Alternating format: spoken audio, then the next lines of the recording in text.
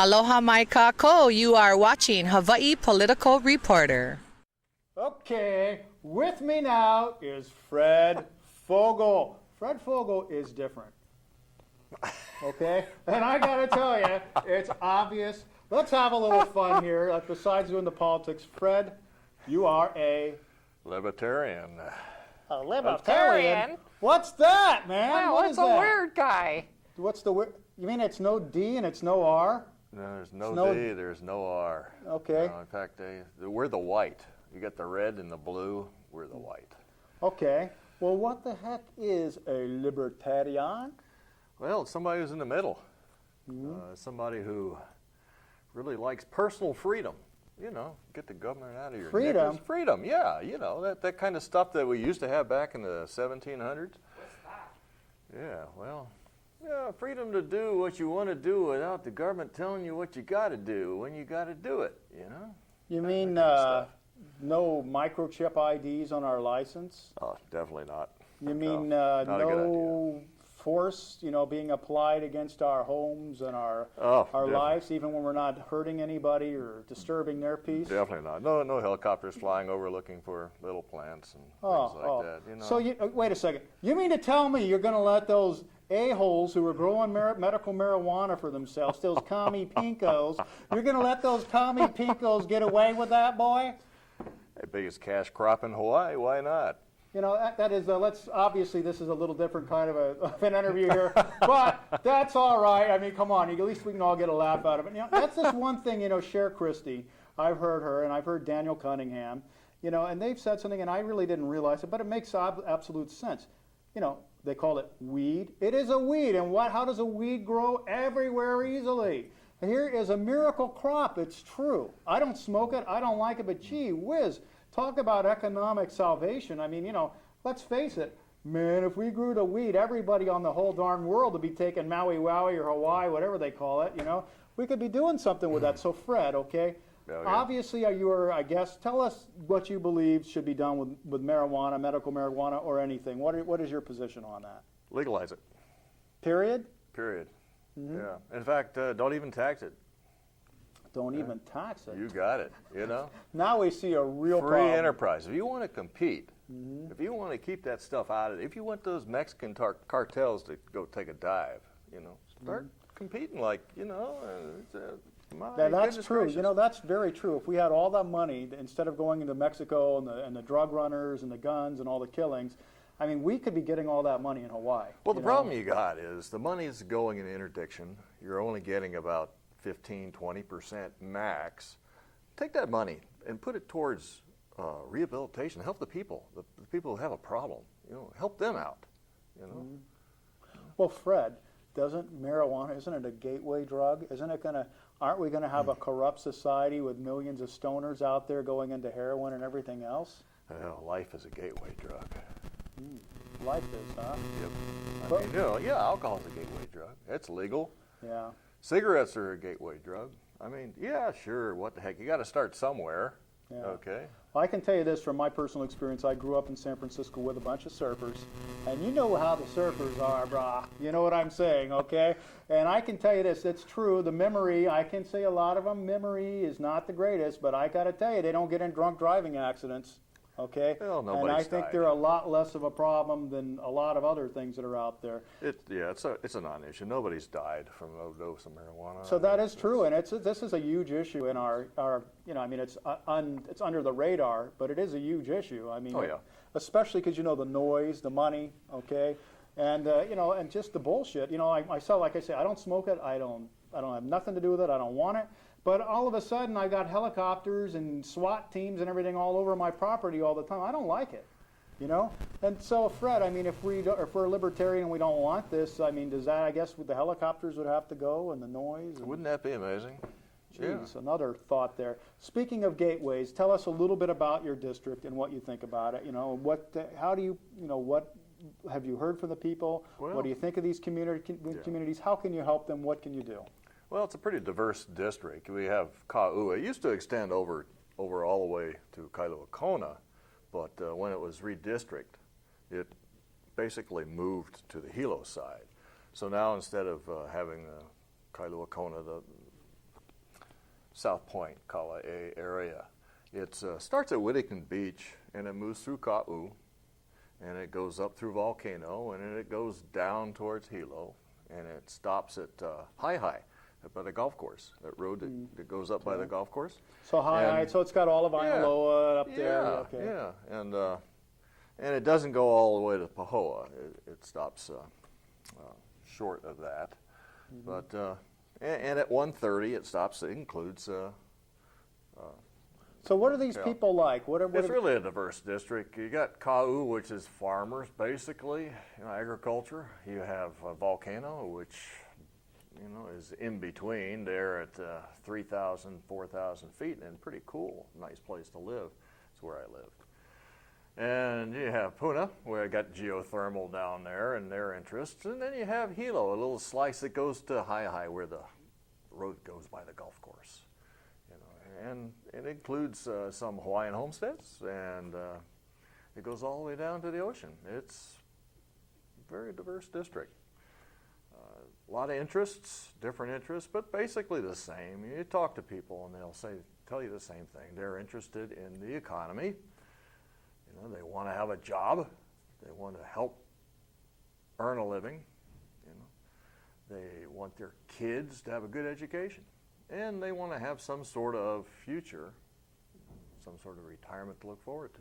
And that's basically what most people want. That's probably true. I mean, I'd imagine even though there's a distinct geographic difference, in the end, they're going to want the same result. So, but within those communities, okay, how can you help them, or what do you see as ways that we can, bring them towards those goals? Specifically, for example, I mean, what about in Volcano? What can be done or should be done, if anything, there?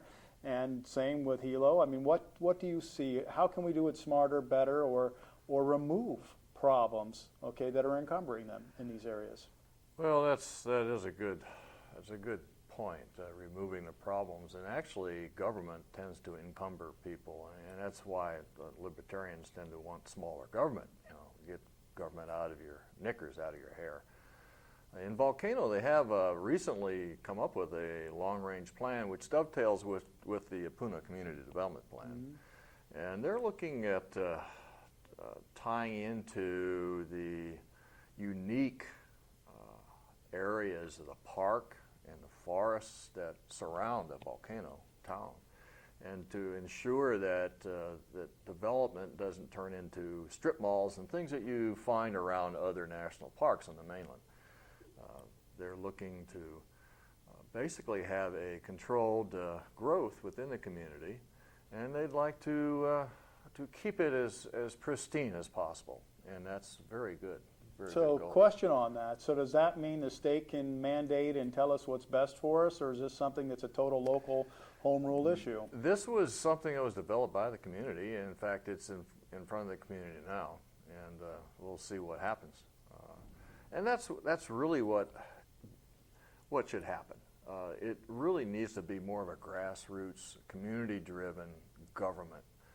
In the past, it used to be Big Brother telling you what you could and could not do for your own good. In the past?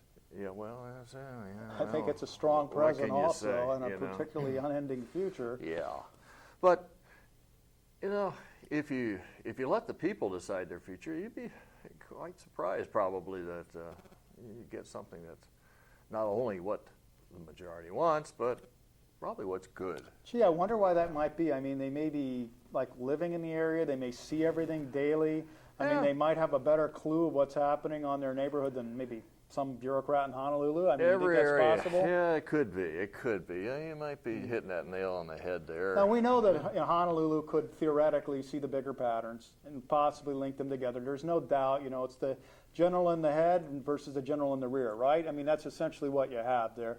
But, you know what I'm saying, the overview, well, you know what I'm saying. I didn't mean it as that came out. What I meant to say is the just one... don't bend over in the shower, dude. Yeah, okay. No, what I meant is the macro view from the air, okay, or the frontal view, like Alexander, okay, when he was going in front.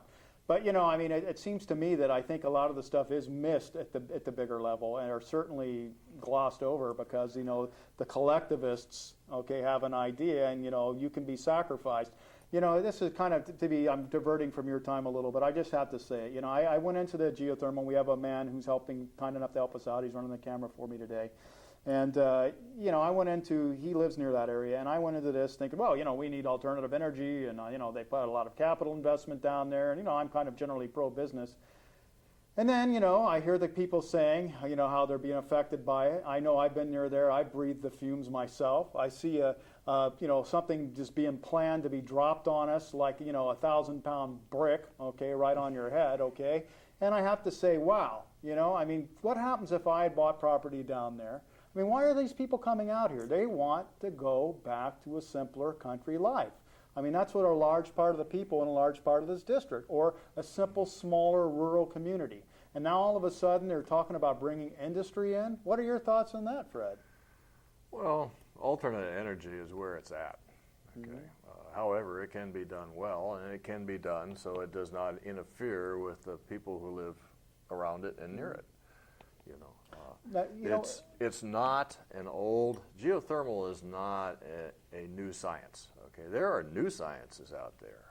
You have the waves. If you want to take energy out of the waves, you can do that, or the temperature differentials within the ocean. Okay, but geothermal is something that's been around for quite a while, and it's been used in various areas of the world. And yes, if it's done properly, it would be good. There's a couple of issues with it. Number one is it has to be monitored. It has to be controlled. Step back for a second and let's go to that thought. Fred, tell us about your background, and this is important, it relates, and this is one of the blessings we have in this district. And I wish it was spread across the state. This is another man with technical and scientific background, okay? And what is that? Well, it's engineering, but it's not electrical engineering, mechanical engineering. I'm an industrial engineer, and basically, classical IE is time and motion studies. How long does it take you to do a job? But on that, it's an analytical science, okay, that considers various elements to form a solution, okay, that is tailored or designed or optimal for that problem, isn't it? Well, definitely. In fact, what I did the last 4 or 5 years of my employed life was I was an advisor to the head of the Department of Defense here in Hawaii in the areas of process improvement, quality, and strategic planning. So I worked with them. Process improvement? Process improvement, trying to improve the military now, isn't that? You know what? There's only one potentially more difficult one than that, and you're trying to get into it. Well, of course. Because God knows it they need needs a some process improvement. You got it. Well, I got to tell you, good luck, okay? But seriously, really, good luck. We God knows we need it. So back to geothermal. My dad. Okay. Okay. All right. My dad, he gave me some advice when I was first starting out. He said, "Son, when you go into a company, don't go into a company that's running really well. You want to go into a company that's not doing too good. So if you screw up, you aren't going to make it any worse than it already is." Okay. So that's kind of the way I look at government. Well, you also have another opportunity, and that is you could easily be a hero, too. Because seriously, if you go into a situation like that and you improve it, of course, there may be some who don't want that, especially the corrupt, crony people. There aren't any of those. Oh, there's none of them. Huh? Nah. None of it. Well, excuse me for being ignorant, but at any rate, so Fred, you were back to geothermal and the process you were talking about. Please continue, sir. Well, the issue is twofold. One is that, of course, you have to protect the people who are around geothermal. You might make sure it's done right, okay? And you also have to pay the people who are generating electricity enough money to make some money. Come off of it. Helco can sell electricity for 45 cents a kilowatt hour, and they're only paying 15, 20 or whatever to the geothermal. And you turn around and you say, "Oh, no, that's a pretty good bang for your buck." My goodness gracious. Granted, all geothermal does is provide the juice, but, and Helco runs the system. But still yet, you have to pay people who generate this power a fair price for their electricity, and that includes the people who generate on the roofs of their house with using solar. Well, I think what you're dealing with, and I'm one of the, I do deal with Helco directly, and I'm one of their semi-defenders, and I say semi because I see both sides of it. But they do charge a lot, and there is a lot of waste, but at the same time, they don't necessarily profit that much. So how can that be? Is something potentially getting siphoned off in the middle? Is this potentially a cash cow for somebody? Not making it just a thought. Okay, so at any rate, so back to geothermal. Well, let's ask you this, okay? And being that we're both libertarians here, I confess, okay, he's at least running as a libertarian, something pretending to be one, I don't know. Okay, but, so Fred, here's the question, okay, because this is a tough one in a sense, maybe, okay? So when you have these people who may be harmed, okay, let's say we have a man who's a quarter mile from a geothermal plant, okay? He's bought his property well before this was supposed to be happening, okay? And, you know, now you're talking about doing it safe, doing it smart and all that, okay? What's the situation here? Does this, you know, I mean, again, we're talking in a residential area, okay? Oh, yeah. Previously zoned for that. Is the geothermal allowed to be developed because the state needs it and it's an alternative energy, or is the homeowner and the property owner protected? Well, yes, both. So basically, the geothermal is not permitted to go forward unless, even though let's say they acquired the private property, okay, unless there was absolutely absolutely conclusive proof that there was no potential for harm or disturbance of, sort of as we call it, breaking the bubble, right? There's always a potential for harm. Well, I no should matter say what you negligible, do. negligible, Okay, there you absolutely go. negligible. Yeah, sure, of course, and that's the way it ought to be. You know. Okay, so let's open it up here, Fred. Now let's really open it up, okay? Okay. We've seen. You can't open her out now. No, I mean we're going to really open it up. See, Fogel? No. Okay. So look I've talked to Richard and Marlene, and I got to tell you again, it's just this one, and I'm a voter in your area, in your district, I should say, and it just kills me because I've got 3 good candidates in one area. God, I wish you guys were spread in different areas that I could vote for. Okay, now. You know the process here. I mean, Richard's brought it up, and it's a valid point. You know, he's a Democrat. He's tied in with the Democrats. He's going to have an easier time integrating with the Democrats. Marlene certainly isn't. She's a very well-educated, thoughtful woman, okay, analytical also, you know, and Richard's got technical skills. But what would you say would be the big difference with you, Fred? How would our lives be different? Or at least how would you aim to make them different, okay, with the office that you would win if you did? Well, probably if you're a mainstream politician, and I would consider Democrats and Republicans mainstream. As would I. They're probably not going to go into the job looking to improve the way government works. Okay, Because they're profiting from the system as it is, aren't they? Well, I wouldn't go that far, but perhaps. And they're probably not going to go into the job to try to reduce the burden that government has on our daily lives, and they're probably not going to go into the job trying to push that governmental responsibility down to the county and the individual community area where it best belongs. So you're going to say they're going to be top-heavy and centralized. That's what I'm going to try to do. I'm going So to try to improve the way government operates. I'm going to try to make it function better for the people out there. Okay, so are you saying in a centralized top-heavy situation you're going to try to improve that, or are you going to try to decentralize, okay, as much as you can, and make it a little less top-heavy back toward the local level? Every island has a different smell, a different situation. You know, Maui's different from Oahu, is different from the Big Island. You know, and they all have their concerns. The Big Island has potential to be not only the power base, but also the breadbasket of the whole state.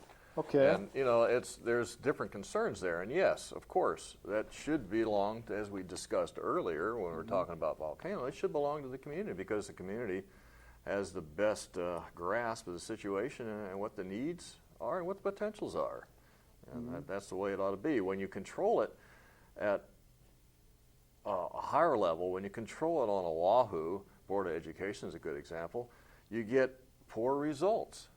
And you really should basically decentralize as much as possible. And I would just love to do away with that board. You know, I'll tell you something. This is, I've heard this, actually, I have customers, a good amount of customers who are in the education business, some from UH, some from at the state, you know, high schools and such as that. And I hear them tell me, frankly, there's tremendous amounts of waste there. I mean, they're telling me this right from people within inside the system. And I know Darrell Lee Smith wishes to audit the Department of Education, which good luck, because that's never going to ever happen. We got a good auditor. There's a good auditor there on Oahu. I forget her name, but boy, every once in a while you see some of the stuff she's done in the paper. Are you serious? Oh, yeah, she's good. Who? Tell us. Enlighten us. Don't Sahib. know what her name is, but you're good, whoever you are. Well, she's on she comes out in the Honolulu Star Advertiser or something every so like often? that. Yeah, but Well, she's a good auditor. it's never and she going to works for the happen, I government. don't believe, okay? I mean, unless every Democrat decided to do it. But, it's interesting because, Richard was saying something, and it's true, okay? That, being a Democrat, he would be able probably to get things done. But on the other hand, there is a converse side to that, Fred, and that is that he's going to be more likely to be pressured, okay, to do things that we don't want Well, done. it depends on what you want done, exactly. Yeah. Yeah, you can get things done. Is it what you want done? Well, speaking of one, let's go to another subject. Let's whisk away. It's been brought up. Gambling. What are your thoughts on gambling? Same, Smelton. Leave it to the people of the individual counties. If they want to bring gambling into the Big Island, fine, so be it. But leave all the money, leave all the profits with the Big Here? Island. Yes. So, you mean let's not funnel them back to No. Stays right here. What do you think about that? Okay. I'll tell you honestly, seriously, think of marijuana and gambling.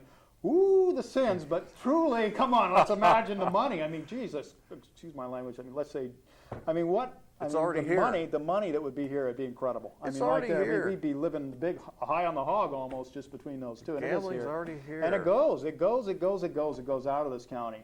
Okay, now agriculture. Now let's what are we dealing with here? Well, we're dealing with an industry that has, as per usual, a lot of regulations on it, and that those regulations encumber the farmers. The farmers know what's good for the land. You think? Richard. Duh.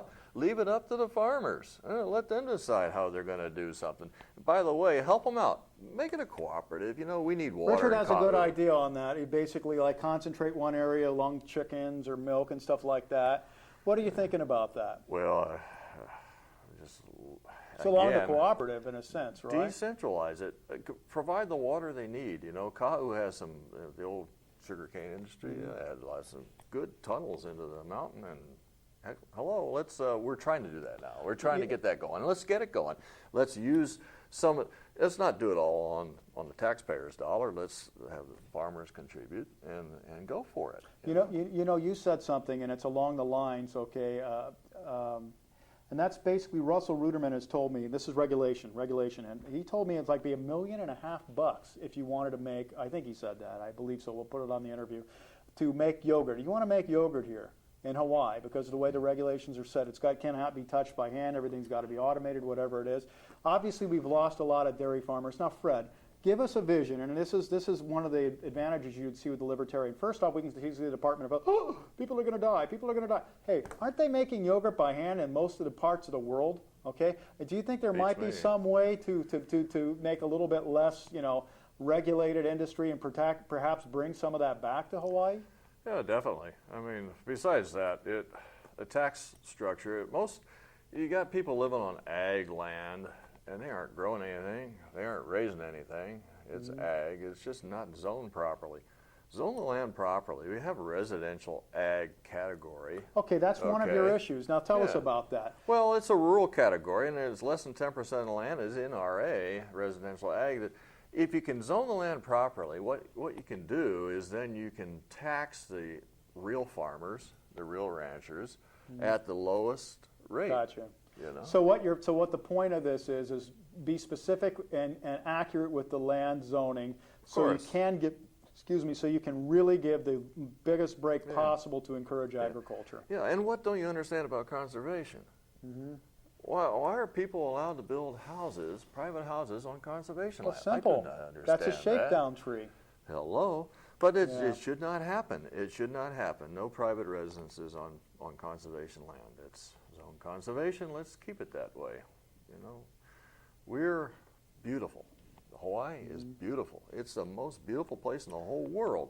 And are we going to pave it? I'd like you to put up a parking lot? Do us a favor here, okay? And that is we constantly hear from a lot of people, and obviously in our area, and I've been learning and thankful to be learning from them. Okay, we have a lot of greens and progressives, so to speak. Okay, and Fred, would you please debunk, if you can, okay, the myth that libertarians are anti-green, okay, don't care about the green, we're going to let the whole world get polluted and destroyed. well, we like green. It's the color of money. Nah, just kidding. No, it's of course it all boils down to personal freedom. Okay, if you're green and you want to go be a green person by all means. We want you to be what you can be. If you want to do that, that's more power to you, and there should be more people out there being green. No, I guess the point is this, we're not going to back intrusive, gigantic government, environmental agencies potentially. There you go. Now we get into a problem because you got these agencies out there that are trying to make people green, okay? It's not working very well. It isn't working very well, and in fact, we can see that through the geothermal process. I don't know how you can call it green, okay, when you're going to be sticking something that's putting, sulfuric, hydrogen sulfides and stuff in the air, is going to have a noise factor that's literally going to be rumbling the earth, okay? I mean, how's that green? It's good to foster the environment as much as possible. It's good to get rid of that invasive stuff as much as possible. It's good to be good to the INA, okay? Geez, it's everything from not throwing the trash out to actually trying to grow things that really grow well here. It's just it's a mindset, and if you want to be green, be as green as you can be. That's true, and of course, as libertarian, basically as long as you don't bother us, I mean, we're not going to bother you or try to tell you how to do it. But I think their big point is, and their big fear, and Dylan, I've heard it from other people too, is that without having some big gigantic agency or whatever to protect you, okay, that you're likely to be, harmed. Well, okay, so how can this be dealt with? Or is we it did really well 100 years ago. We didn't have a bunch of big gigantic agencies protecting us. Okay, granted, the world was different 100 years ago than it is today. But that doesn't mean that you have to have big gigantic agencies protecting you to survive. It doesn't mean that people can't get together, band together, and do the class action thing to make their point. Rightfully so. I mean, yes, there's some government agencies that are necessary, and yes, maybe all of them are necessary to some form, but it's just way overblown these days. They're just too big. Well, what do you see in Hawaii? You can do this as Fred Fogel, running for the office, or you can do this as Fred Fogel, private citizen. What pushes your button? What would you like to see different? How are you being harmed in a sense? I'd like to see the people empowered to make a choice. For instance, where did that food come from? Where was it grown? Do you want to buy stuff grown in China? Fine, buy stuff grown in China. But I want to know whether or not. So you're talking about labeling? Grown. Yes. Is it GMO? I want to know. Let the people decide. If people don't buy it, they ain't going to grow it. Okay? It's very simple. Well, why do you think they may not be this? Why might this not be happening? Well, could cost something. There might be a cost, and there would be a cost to people who are firmly entrenched in the industry right now. So is it potentially someone or some groups are lobbying? Well, yeah, is it of also course. Potential? I've heard actually Gene Tomashiro came in, and I believe this is happening. Kamehameha, who I think are getting a lot of money from Monsanto and GMO. Yeah, well. Yeah, So money. they may be money able talks, to buy a right? little influence, huh, Fred? Well, lobbyists only are effective if you listen to them, and that's one of the problems you have when you elect somebody who is part of the system. They're going to listen. Okay. So in other words, you might be, let's say, you might be a cog in the wheel, or something. You might kind of like throw the gears up, huh? Be something in the gears, right? Well, a little bit of a different direction might be a good idea. I don't think we're heading in the right direction. I like to see it change a little bit, and we can do that. We can protect those names like Ka'u Coffee. Blue Mountain, there ain't no mixture of Blue Mountain coffee. I mean, if it's Blue Mountain, it's Blue Mountain, man. It's Ka'u Coffee, it's Ka'u Coffee, one of the best in the world. And it ought to be, if it's on the label, it ought to be Ka'u Coffee in the bag. You know, it shouldn't be some Arabica that came from somewhere else, you know. Okay, you know what? How about this? Okay, Fred's produced a very detailed brochure here, very detailed. You can't really see it on camera. We'll cut to a close-up. But he has taxes, environment, laws, elections, political process, governmental, education, prison. We're going to go and then top 10 reasons why Fred is not your typical politician. I don't think Fred is, I think this is pretty obvious. He's not your typical politician, okay? And I'm not your typical guy on TV either, so I mean, you know, can I say, poor you people. But how about this, Fred? There are several issues that, you know, are definitely, and we're going to probably have a little web extra because you have so detailed here, we can go into that. But PLDC. PLDC. Yeah. PLDC? Yeah. Who came up with that idea? Good idea.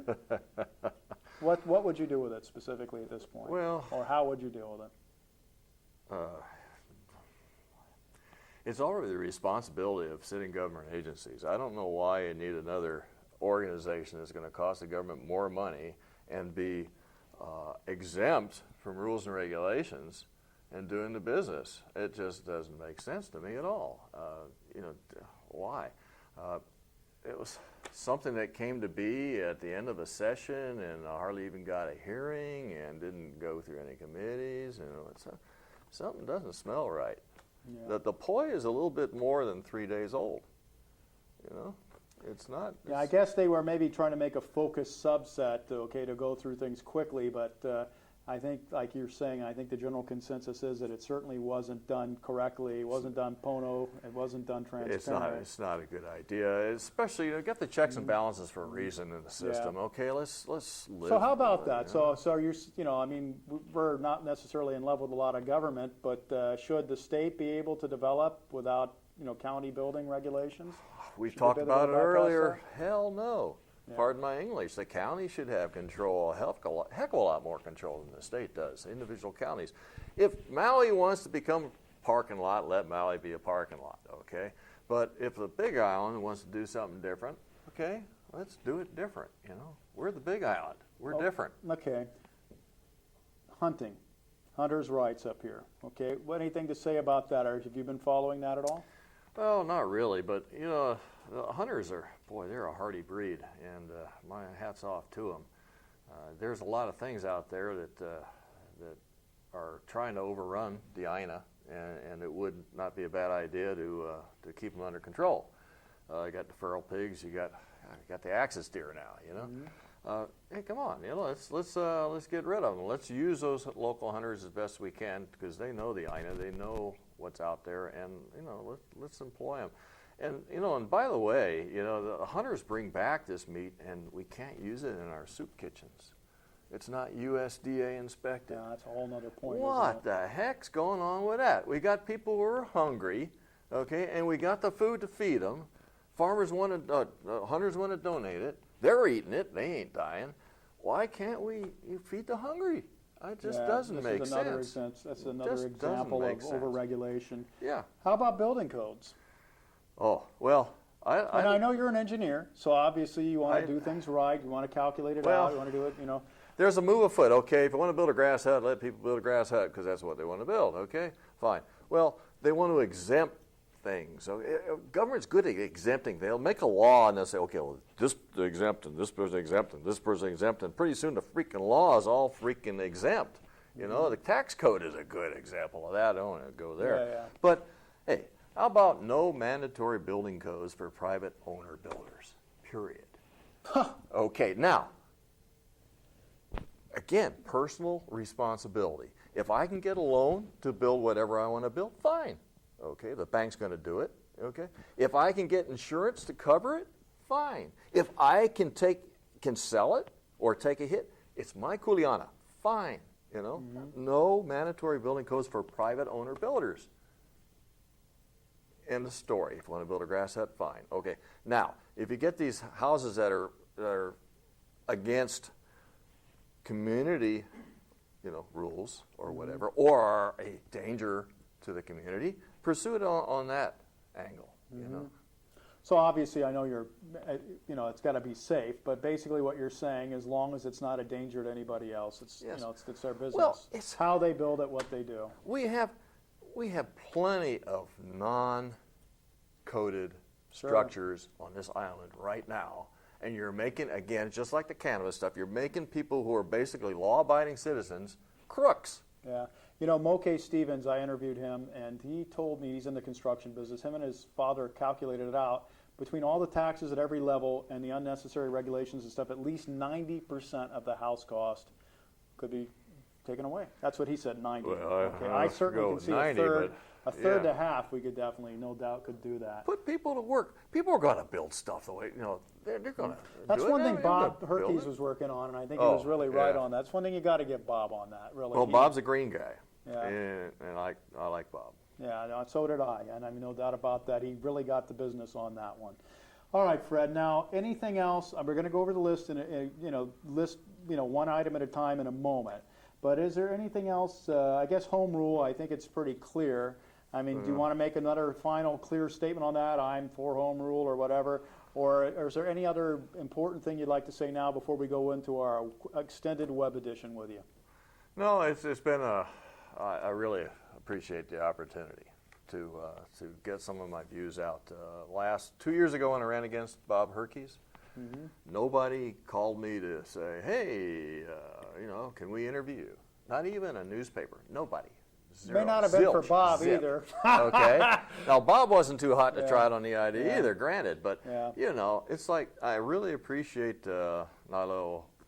Thank you, Fred. To, well, that's actually to me doing and it. Nileo's It's- facilitating, but yes. I really appreciate that, and my hat's off to you. And I hope you do that for other candidates. That's all of it. We always learn. And really, I got to tell you right now, thank you, Fred, because, it's like I've told Marlene, and I'm telling you, and I really mean it for all you guys. It is difficult and time-consuming to run. Yeah. Okay, it is damn difficult. And I tell you, really, I've interviewed a good amount of people running, and every single one of them, I like them, I trust them, I feel they're trying to do good.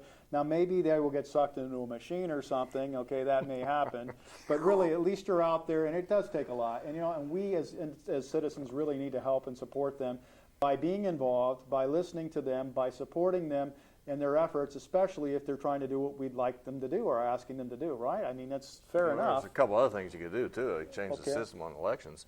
Well, let's hear about that. You know what, Fred, how about this? Why don't we take a second and go into your, kind of closing, so to speak, on that.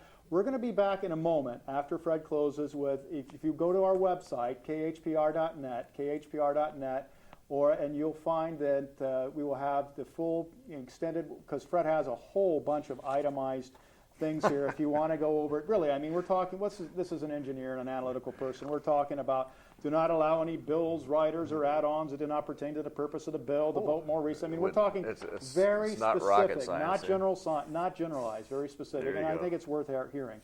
So, Fred, please, tell us what you'd like us to do and how we can contact you, and etc. If you'd like to know a little bit more about me, just refer to the flyer. You should have gotten one in the mail here recently. It tells you what I think and some of the things I'd like to do if I'm elected. To get a hold of me, I have no website. I'm a grassroots guy. It's all on my own dime. Don't take any money from anybody. So there's nothing to go to except my cell phone, and you can use that anytime you want to, or call it, 808-265-1659. That's 808-265-1659, and I'll probably answer it or leave a message, and I'll get back to you. All right, Fred, perfect. And we will help that. You can go to our website, and we will have a link to Fred's information also there for you. You can get it through ours, or we'll put it on the video also. And Fred, again, we have a whole bunch of topics here. We'll be going into that in a second. But for now, I'd like to thank you very much for your time. Thank you. Thank you very much for Thank you, running. Ross. Thank you for being a sport and Yeah. enduring me. But I could say the same with you. I mean, we're two Yeah. peas in a pod here in a sense, right? We're both nuts, so what can you say? You're stuck. There you So go. anyways, thank you. Aloha. Thank you for listening. Thank you for thinking. Please participate. Help us. Let us know. I'm sure Fred's open, and I know I'm open. If there's something we're missing, something we're wrong, something we can do better, let us know. We're here for you. Aloha. God bless. Aloha. Oh, two last things. Fred, Uh-oh. You're a motorcycle rider That's correct. and a cat breeder? That's correct. Huh. Yeah. Okay. Weird, huh? Yeah, this guy's definitely a little different, no doubt about it. Aloha, my brother. Thank you. Aloha. Peace.